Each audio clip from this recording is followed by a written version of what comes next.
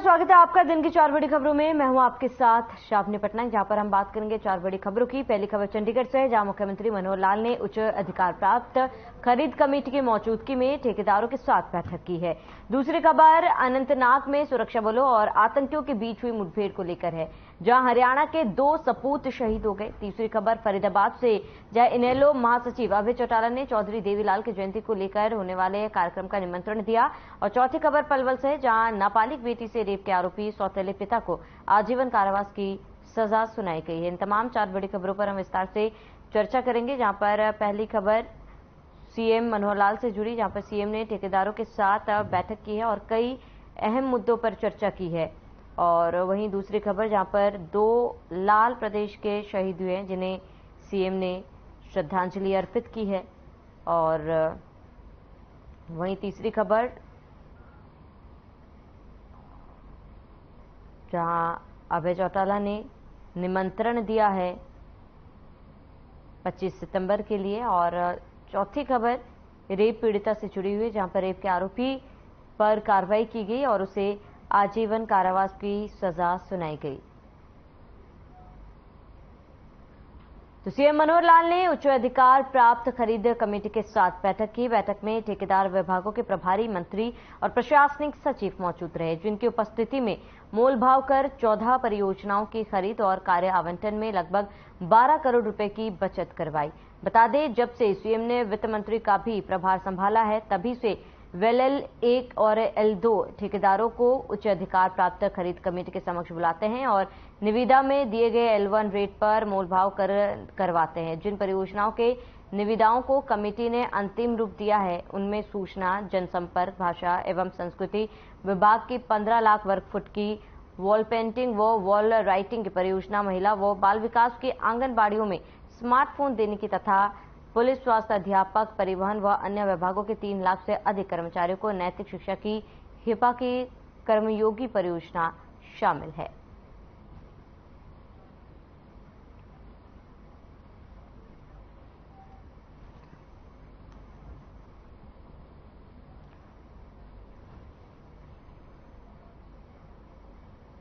तो सीएम ने खरीद कमेटी के साथ बैठक की है और आपको बताते कि विभागों के अधिकारी, ठेकेदार इस दौरान मौजूद रहे। कई अहम मुद्दों पर चर्चा भी की गई।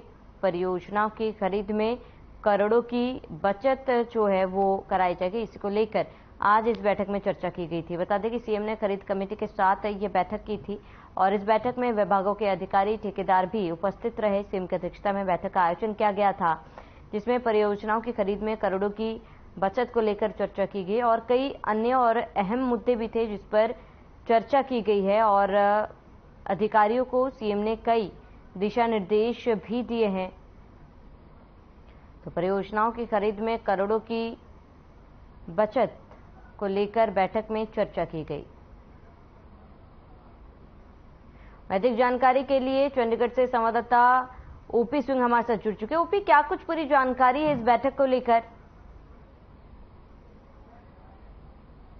जितनी भी बड़ी सरकारी खरीद होती है उनको लेकर एक उच्च स्तरीय कमेटी बनाई गई है, जो जिसके अध्यक्ष जो है हरियाणा के मुख्यमंत्री मनोहर लाल है। और इस कमेटी में जो भी बड़ी खरीद होती है उन सब से संबंधित जो है उनका फैसला एक कमेटी करती है। मुख्यमंत्री मनोहर लाल खुद जो है मोल तोल करते हैं। तो इस बैठक में जो है योजनाओं के जुड़े हुए ठेकेदार और कंपनियां या कॉन्ट्रैक्टर शामिल होते हैं और इनके साथ मोल भाव करके जो है उनको अंतिम रूप दिया जाता है। ये जो बैठक हुई थी, इस बैठक में जो है 14 परियोजनाओं की खरीद और काम आवंटन करने पर लेकर जो है वो मोल भाव हुआ है और जिसमें हरियाणा सरकार को करीबन 12 करोड़ रुपए की जो है वो बचत हुई है। तो अक्सर इस तरह की जो है योजनाएं जो है होती रहती हैं। इसमें जो मुख्य तौर पर भिवानी के चरखीदादरी में एक सीवरेज ट्रीटमेंट प्लांट लगाना है, तो उसको लेकर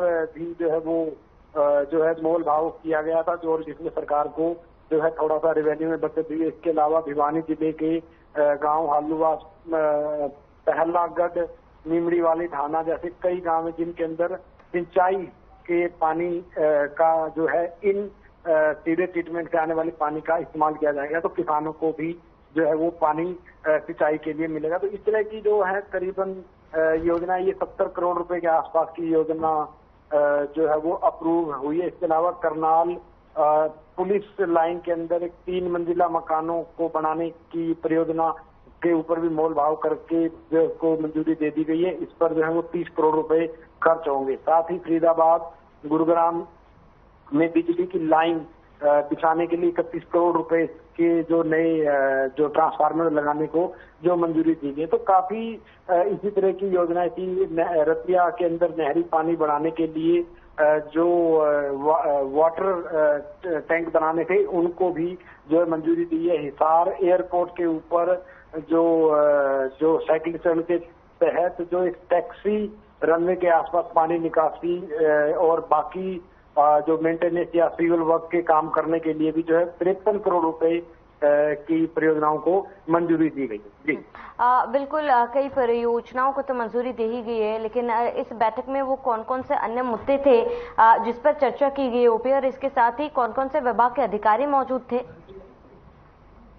देखिए ग्रामीण, इस तरह की जब भी कोई बैठक मुख्यमंत्री की अध्यक्षता में हाई पावर्ड जो ये पावर वाली जो बैठक होती है, तो इसमें संबंधित विभाग के तमाम जो अधिकारी, आला अधिकारी जो एडिशनल चीफ सेक्रेटरी स्तर के होते हैं, प्रिंसिपल सेक्रेटरी, और जो जिस जिले में ये योजना शुरू होनी होती है उस जिले के उच्च अधिकारी, चीफ इंजीनियर वगैरह, ये तमाम जो है मौजूद होते हैं। और बाकी अगर हम परियोजनाओं की बात करें तो इसके अंदर जो अंबाला छावनी के अंदर हरियाणा सरकार की तरफ से एक 1857 की क्रांति जो हुई थी उसके शहीदों की याद में एक वार मेमोरियल जो है बनाया जा रहा है। इसके ऊपर इसके को लेकर करीबन 148 करोड़ के आसपास की परियोजनाएं जो है वो मंजूर की गई हैं। इसके अंदर जो है सूचना जनसंपर्क और जो डीपीआरओ डिपार्टमेंट है उनके लिए जो है वो काम सौंपा गया है। इसमें 18 साल की क्रांति से संबंधित जितनी भी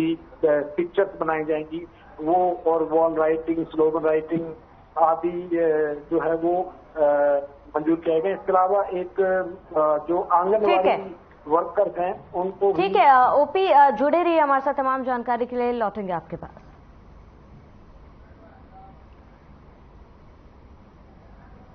जम्मू कश्मीर से बुधवार को एक ऐसी खबर सामने आई जिसने पूरे देश को गमगीन कर दिया। बता दें, अनंतनाग में सुरक्षा बलों और आतंकियों के बीच हुई मुठभेड़ में हरियाणा के 2 सपूत शहीद हो गए। आतंकियों ने सुरक्षा बलों पर उस वक्त गोली चला दी जब वे सर्च ऑपरेशन चला रहे थे।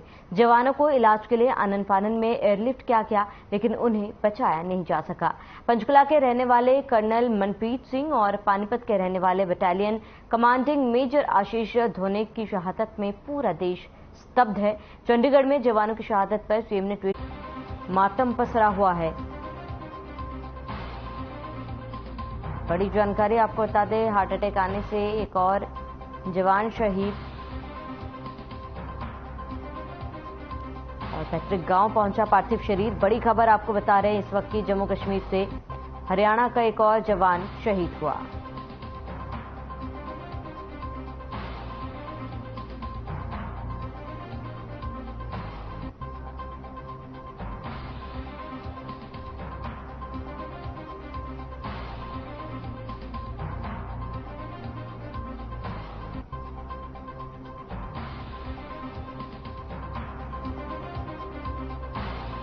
अधिक जानकारी के लिए संवाददाता ओपी शर्मा लगातार हमारे साथ बने हुए। ओपी, बेहद ही दुखद खबर जहां पर हरियाणा के 2 लाल शहीद हुए हैं, ऐसे में उनका पार्थिव शरीर कब उनके पैतृक गांव पहुंचेगा और क्या कुछ पूरी जानकारी है?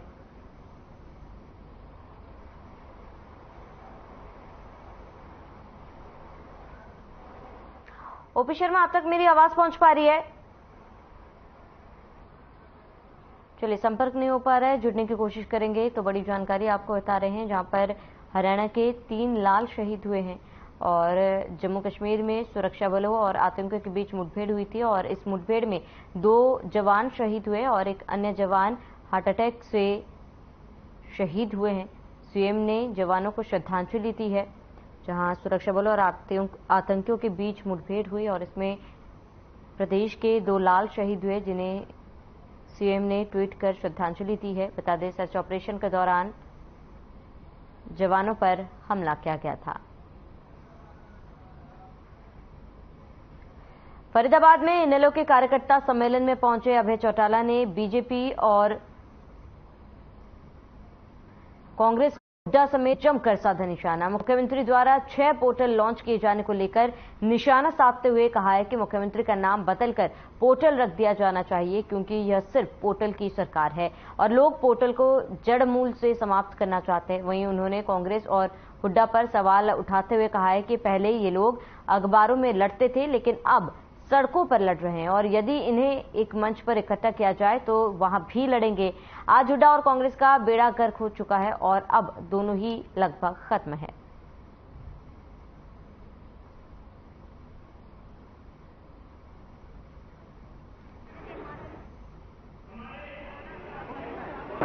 सम्मान दिवस के रूप में मनाने का काम करती है। अब की बार इसका आयोजन कैंसिल भी किया जा रहा है। मैं आप लोगों से नम्र निवेदन करता हूं कि जिस उत्साह के साथ आज आप इस मीटिंग में आए हो, जो सब भरोसा आपने दिखाया है, मैं उम्मीद करूंगा कि कैंसिल में भी आप बहुत बड़ी संख्या में अपने साथियों को साथ लेकर के 25 तारीख को सुबह 10 बजे अनाथ मंडी के ग्राउंड में पहुंचोगे।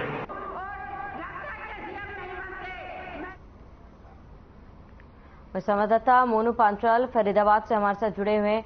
मोनू, क्या कुछ पूरी जानकारी है, क्योंकि लगातार आरोप प्रत्यारोप का दौर भी जारी है और ऐसे में अभय चौटाला का भी बयान सामने आया जहां पर उन्होंने बीजेपी और कांग्रेस दोनों पर निशाना साधा है। देखिए सरावनी, मैं आपको बता दूं, अभय चौटाला जो है फरीदाबाद पहुंचे थे क्योंकि 25 सितंबर को जो है ताऊ देवीलाल की जयंती को जो है इंडियन नेशनल लोकदल पार्टी जो है वो बनाती है और उसके चलते ही तमाम इलाके यानी कि पूरे हरियाणा को जो है निमंत्रण देने के लिए पहुंचते हैं। इसी कड़ी में जो है अभय चौटाला जो है फरीदाबाद पहुंचे और फरीदाबाद में जो है आने वाली 25 सितंबर को जो है निमंत्रण देने के लिए पहुंचे और यहाँ पर लोगों को निमंत्रण भी दिया और ज्यादा से ज्यादा संख्या में पहुंचने की बात यहाँ पर कही है। और इसके साथ ही मैं आपको बता दूं, जब पत्रकारों ने जवाब जो है उनसे सवाल जवाब किए तो उन्होंने जो है कटाक्ष करते हुए बीजेपी और कांग्रेस को घेरते हुए नजर आए। एक तरफ जो है कांग्रेस पर कटाक्ष करते हुए नजर आए कि हाथ जोड़ो जो यात्रा है वो लगातार कांग्रेस करती आई है और ये हाथ जोड़ो यात्रा नहीं बल्कि हाथ तोड़ो यात्रा है। और उसके साथ ही कांग्रेस पर दूसरा निशाना साधते हुए ये भी नजर आए कि उन्होंने कहा कि पहले तो अखबार में जिस तरीके की सुर्खियां जो बनती है नामों को लेकर के, उस तरीके की लड़ाई यहाँ पर लड़ते नजर आए, लेकिन वो लड़ाई अब फिलहाल रोड पर दिखाई दे रही है क्योंकि एक मंच पर कांग्रेस के कार्यकर्ता इकट्ठे नहीं हो सकते, पूरे कुनबे में लड़ाई है। तो इसी के साथ साथ बीजेपी पर भी कटाक्ष करते उन्होंने कहा कि जिस तरीके से पोर्टल लॉन्च लगातार जो बीजेपी सरकार है वो कर रही है और उसको देखते हुए हरियाणा सरकार के जो मुख्यमंत्री मनोहर लाल है उनका नाम बल्कि पोर्टल लाल कर देना चाहिए। तो इस तरीके से यहाँ पर कटाक्ष करते हुए साफ तौर पर देखे गए हैं। जी बिल्कुल मोनू, कटाक्ष तो कर ही रहे हैं, लेकिन यहाँ पे एक बड़ा सवाल, क्योंकि बीते दिनों अभय चौटाला को हमने सुना था जहाँ पर उन्होंने INDIA के कई बड़े नेताओं को भी निमंत्रण दिया है 25 सितंबर के लिए। इसके साथ ही उन्होंने कहा था कि कांग्रेस से उन्हें कोई परहेज नहीं है और कांग्रेस को भी उनसे परहेज नहीं होना चाहिए, और उसके बाद इस तरीके का बयान कांग्रेस से, ये कैसी राजनीति कर रहे हैं अभय चौटाला? देखिए, जिस तरीके से बात की जाए तो इंडियन नेशनल लोकदल ने जो है तमाम पार्टी के कार्यकर्ताओं को जिस तरीके से बात की जाए तो चाहे वो राष्ट्रीय लेवल के नेता हो, चाहे वो बिहार के नेता हो, चाहे वो बॉम्बे के उद्धव ठाकरे हो, अजीत चौधरी हो, तभी तमाम नेताओं को जो है निमंत्रण देते हुए यहाँ पर कहा है कि उनको सभी को निमंत्रण दिया और वो लोग सभी जो है ताऊ देवीलाल को जो है पसंद करते थे और उनकी जयंती पर सारे तमाम जो राष्ट्रीय नेता हैं वो तमाम नेता पहुंचेंगे और एक मंच पर हमें इंडियन नेशनल लोकदल को जो है किसी तरीके का किसी पार्टी से या किसी नेता से कोई परहेज नहीं है। वो एक मंच पर आएंगे और सभी एक मंच पर आकर के जो देवीलाल की जयंती है उसको बड़ी जो है उनकी बातों उनके जो है बारे में जो है सुनेंगे और उनकी जो है जिस तरीके से तारीफ की जाती है वो तारीफ भी वो यहाँ पर बताएंगे। तो इस तरीके के यहाँ पर एक मंच पर इकट्ठे होंगे, ताऊ देवीलाल की जयंती बनाएंगे। जी ठीक है मोनू, तमाम जानकारी के लिए आपका बहुत बहुत शुक्रिया। पलवल जिला अदालत में एडिशनल सेशन जज प्रशांत राणा की फास्ट ट्रैक कोर्ट ने दुष्कर्म के मामले में फैसला सुनाते हुए आरोपी पिता को आजीवन कारावास की सजा सुनाई। बता दें कि सौतेले पिता ने नाबालिग के साथ दुष्कर्म की वारदात को अंजाम दिया था और वहीं आजीवन कारावास के साथ कोर्ट ने पीड़ित को 10.5 लाख की आर्थिक मदद देने के अलावा आरोपी पिता 10,000 रुपए का जुर्माना भी लगाया है। पीड़िता के वकील राजेंद्र खत्री ने बताया है कि ट्रायल के दौरान पीड़िता पर परिवार के लोगों ने समझौते का दबाव बनाया था, लेकिन पीड़िता अपने फैसले पर अडिग रही। आरोपी पर साल 2021 में पोक्सो एक्ट के तहत होडल थाने में मुकदमा दर्ज हुआ था और उसी केस में ये सजा सुनाई गई है।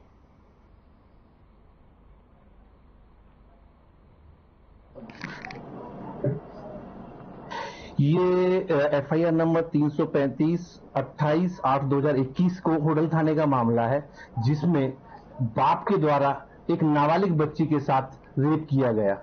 उसकी मदर उस समय वहां नहीं थी, ये स्टेप फादर था। और उसमें आज प्रशांत राणा जी की कोर्ट से समाज के लिए एक अच्छी सीख दी गई है कि उसे आजीवन कारावास टिल डेथ तक का फैसला सुनाया गया है और कंपनसेशन भी इसमें विक्टिम को दिया गया है। 10,50,000 रुपए का कंपनसेशन दिया गया है और उस पर 10,000 रुपए जुर्माना भी किया गया।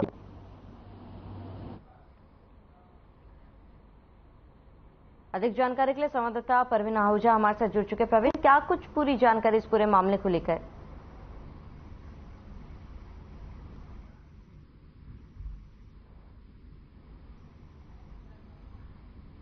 प्रशांत राणा जी की अदालत से फैसला है। इससे पहले भी जो माननीय जज साहब है, इनकी तरफ से पहले भी 2-3 केस का फैसला वो भी इसी तरह से सुनाया गया। और सबसे बड़ी बात देखने वाली की है, जो फास्ट ट्रैक कोर्ट के माध्यम से इस फैसले को जो है सुनाया गया। 2021 का मामला है, होडल क्षेत्र के बीच में आता है, होडल थाने के बीच में आता है। ये एक सौतेले पिता है जो काफी समय से बाहर से आकर यहाँ पे एक मजदूरी कर रहे थे और उसमें जो है ये जब ये बच्ची, जब इसकी जो माँ है जो दूसरी, वो अपने काम पर गई थी, बच्ची अकेली थी, तो इस पिता ने उस बच्ची के साथ पहले दुष्कर्म किया और उसके बाद हत्या हो गई थी। लेकिन सबसे बड़ी बात है कि इसकी माँ के साथ सहारा कोई भी नहीं था, लेकिन उसके भाई ने उसको सहारा देते हुए पूरा का पूरा अंत तक सहयोग दिया, जिसको पूरी लड़ाई लड़ी गई, बड़ी मेहनत से लड़ाई लड़ी गई है। और अदालत ने इस मामले को संज्ञान में लेते हुए फास्ट ट्रैक कोर्ट का गठन करके इसके ऊपर इसकी कार्रवाई शुरू करी है। और जो ये बच्ची जिसकी हत्या की गई थी, ये छोटी बच्ची थी और पास्को एक्ट के तहत इसका ये मामला दर्ज किया गया था। वही अदालत ने एक कड़ी सजा देते हुए ऐतिहासिक फैसला सुनाया है कि लास्ट तक कारावास रहेगा, इसको किसी प्रकार की कोई भी रियायत नहीं दी जाएगी और बिल्कुल जिसे कहते हैं कि ठोस इनके ऊपर एक्शन लिया गया है और एक सख्त सजा दी गई है। और इसके बाद सबसे बड़ी बात है कि इससे पहले इसी अदालत में अभी हाल ही में एक ऐसे फैसला आया था, वो भी एक पास्को एक्ट के तहत इस बच्ची के साथ रेप के बाद हत्या के बाद उसके बाद वो लगभग 23 महीने में वो फैसला भी सुनाया गया था। अब उसी कोर्ट के जो जज है प्रशांत राणा के द्वारा ये कल एक ऐतिहासिक फैसला सुनाया गया बच्ची के मामले को लेकर। जी श्रावणी। बिल्कुल, लगातार 2 बड़े मामले और कहीं ना कहीं जस्टिस जो है वो पीड़ितों को मिलते हुए नजर आई थी और ऐसे में फास्ट ट्रैक में ये केस डाला गया। उसके बाद जो सजा सुनाई गई आरोपियों के खिलाफ, कहीं ना कहीं ये समाज के लिए एक बड़ा संदेश जो है, ये जो अब सामने आया है वो इतिहास रचेगा और इसके साथ एक बड़ा मैसेज कहीं ना कहीं समाज को जा रहा है। जी श्रावणी, बिल्कुल सही कहा आपने, क्योंकि ये अगर जब तक अदालत ऐसे केस में जितना सख्त ठोस कदम नहीं उठाएंगी तब तक ऐसे लोगों को जो अब तक घूम रहे थे या यूं कहें कि लोगों को बचाव का रास्ता मिल जाता था। लेकिन जो अब ये जो फास्ट ट्रैक अदालत जो लागू की गई है, ये बहुत सराहनीय कार्य किया गया है। और सबसे बड़ी बात है, इस जो है परिवार को, बच्ची की मां को, जो परिवार को एक 10 लाख का मुआवजा के लिए भी अदालत ने आदेश करे हैं कि जितना जल्द हो सके उस बच्ची के परिवार को एक मुआवजा भी दिया जाए। और जो आरोपी है उसके खिलाफ भी एक तो दंड राशि भी रखी गई है।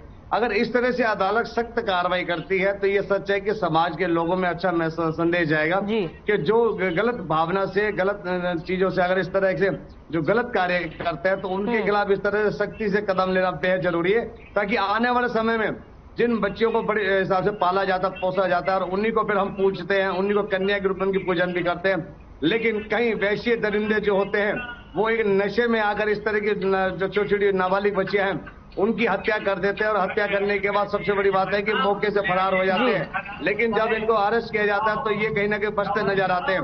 लेकिन अदालत की जब सख्त कार्रवाई शुरू की जाती है तो ऐसे में इनको सख्त कार्रवाई के तहत इनके सख्त सजा देना भी बेहद जरूरी है, ताकि समाज को मैसेज मिल सके। ठीक है प्रवीण, तमाम जानकारी के लिए आपका बहुत बहुत शुक्रिया। तो चलिए इसके साथ इस बुलेटिन में फिलहाल में इतना देश प्रदेश की तमाम बड़ी खबरों के लिए बने रहे हमारे साथ।